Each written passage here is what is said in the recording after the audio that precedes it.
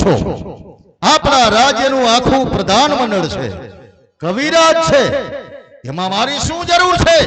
છતાં પણ મને ફુરસદ મળશે તો હું ત્યાં હાજરી આપીશ. શું કહ્યું મહારાજ? ફુરસદ મળશે તો હાજરી આપશો? સપને પણ આવો ખ્યાલ નહોતો કે અમારા મહારાજ આવો વિચારશે. મહારાજ, આ ઉજેડી નગરીની અંદર માં સાદા બિરાતી ગર્વથી એ ગર્વ આજે ખંડિત થયો. મોભો તૂટો મહારાજનો.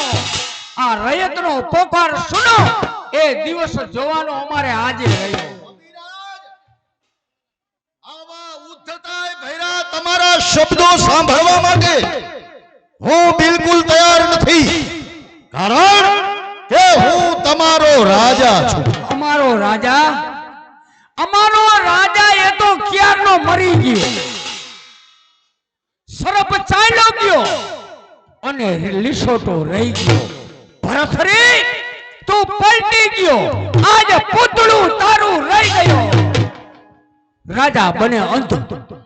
અરે રાજા બને અંધ તેની પ્રતિતણા નિશાન છે. મહારાજ, સમજાય તો સમજો, આ નારીએ નર્કની ખાસ. કવિરાજ, તમારી જીભાને લગામ આપો.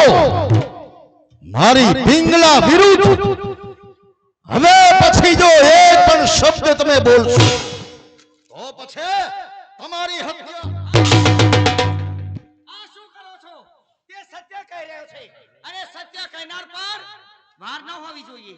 નાહક કરો છો ક્રોધ સ્વામી, નાહક કરો છો ક્રોધ સ્વામી. સત્ય કહેનારા બિચારા રંગ પર જે જીવન લૂંટાવી રહ્યો છે, તમ શબ્દના આધાર પર સમજો. નિડર થઈ બોલતો એના કથનનો શું સાર છે? એ બોલ એનો છે નહીં, પણ આ પ્રજાનો પોકાર છે. સાંભળો મહારાજ, અમારી મહારાણી બાના મુખમાંથી નીકળેલા શબ્દ સાંભળો ને.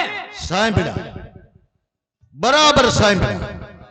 અને એ પણ મેં સમજાણું કે એક આંગળીનો ટેકો મળતા આખે આખો પોચો પકડી લીધો. બરાબર.